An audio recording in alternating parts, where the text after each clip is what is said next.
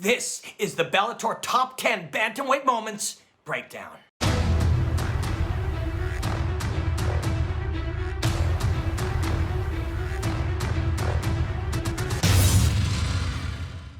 Today, I sit down with Darrion Caldwell. This dude's been a champion his whole life. NCAA, he's been a Bellator Bantamweight champion. Right now, he's going for the Bellator Featherweight title in that World Grand Prix. This guy is a very, very special combat artist, and this is the number 10 Bellator Bantamweight finish, and it's named after a medieval torture device.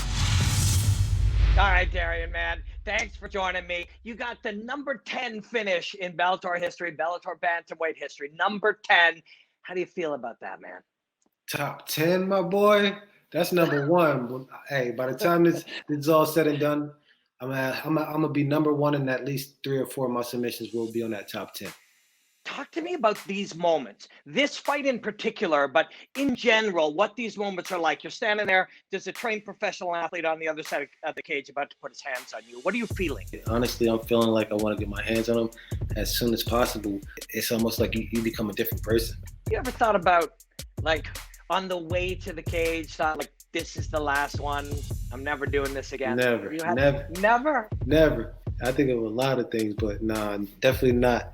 Nah, that's one of those feelings where every chance I get to do that, I want to do it again. You know? Is there fear? Is there anxiety? Is there nerves? What are you feeling? Honestly, I'm thinking, well, there's no fear in this guy, and so I can see it in his eyes. He was going to be that guy that wasn't going to go away. These guys ain't going nowhere. You're going to have to break them. You're going to have to finish them or take them out of there. Once you hit this upper echelon of guys, there is no quitting them. You know, you're literally gonna have to take them out. And the dude is a submission artist in his own right. Were you looking to submit him and make that point, or were you gonna take it however it came? I wanted to, go out there and prove a point. Leading up to that fight, it's been a while since I had a finish.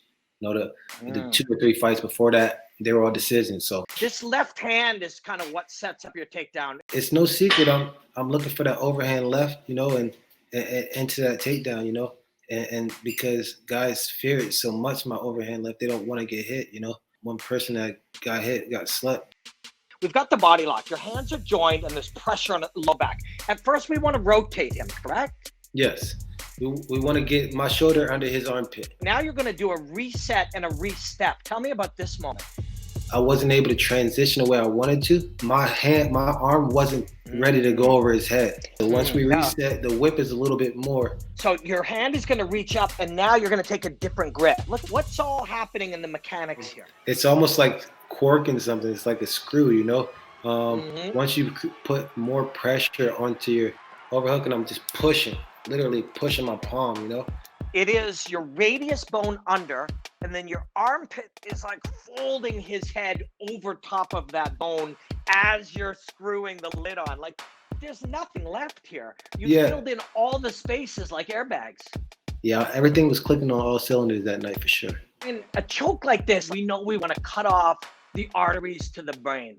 Arteries are sending oxygenated blood to the brain. We cut those things off, people go to sleep.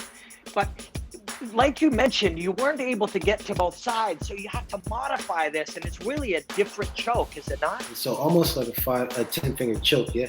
If you get a 10-finger choke, get a guy around the neck, right? But it's over here in my armpit, yeah?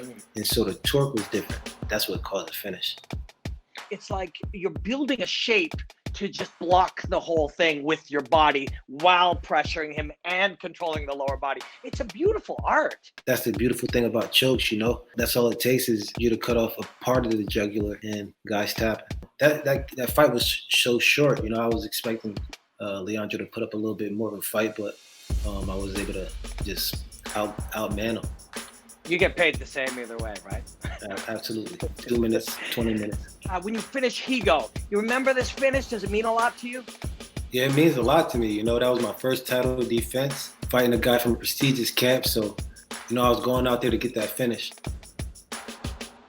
Where's the mindset, and how do you get the mentality to force that route or find that route and finish like that? How do you build that? You build a mindset of getting a finish by repping it out. I don't train to fight, I train to finish. And that's gotta be the mentality, And what about this feeling? You felt it a lot of times. You're wearing a belt now. Tell me about it. That feeling I got to get back. That's what I'm feeling right now. That's that feeling I got to get back. With Scott Coker strapping that belt around my waist and calling me the 145-pound, 135-pound world champion. All fighters will say this, so you can't look past the guy you're fighting. But you were kind of, right? You were thinking he was a pit bull guy, and you were thinking about Pitbull, weren't you? He can run, but he can't hide. You know, Pitbull is at a dead end. You know, he can't run anymore. The fight that I wanted was Pitbull, and we beat his little cousin up for a reason. Do you think he would like to fight you, or is that the feeling you're getting, or are you getting the opposite feeling? In all honesty, I think if he wanted to fight me, he had a chance. You know, the offer was on the table. You know, we wanted that fight. You likely will get the chance, presumably, to fight Pitbull in the Bellator Featherweight World Grand Prix. That's a fight you're looking for. I'm undefeated at featherweight. You know, that's a fight that, you know, obviously I was looking for it. You know, when I was a champ at 35, and, you know, given the opportunity to be in the Featherweight Grand Prix, you know, when I got that call, I jumped right on it. And then what about Bantamweight? You go back down there and oh yeah, that Bantamweight. You know, I've been waiting for the Bantamweight to get a little spark. You know, that it seems to have thickened out since, you know, I came up. You know, you can't plan the future, but when you think about this Featherweight Grand Prix and Bantamweight, how would you like to write it? Well, the fact is, I'm gonna go in this Featherweight Grand Prix tournament, win this belt, go back down, and win my motherfucking 135-pound belt, and that's what's gonna happen. Thanks for going over this with me, you know, and sharing the insight with us. Like these fights are little art pieces and little adventures, and this was a wonderful finish. And thanks for sharing it, man. Absolutely. You know, I'm a finisher. You know, if it's one thing I go on the cage to do, is finish. But by the time my career over, the whole top 10 gonna be completely filled with the worst finishes. I guarantee that. I'll be here to break it down, and we're all gonna dig it, man. Thank you again. Already. Such a treat to analyze the art with the artist that made it. Thank you, Darrion Caldwell. You're a category of one, man, and I love analyzing your work. Fam, please let us know in the comments if you enjoyed this. Watch for the Bellator Top 10 Bantamweight finishes list, and I'll be back in a couple dozen hours with number 9. It's a good one.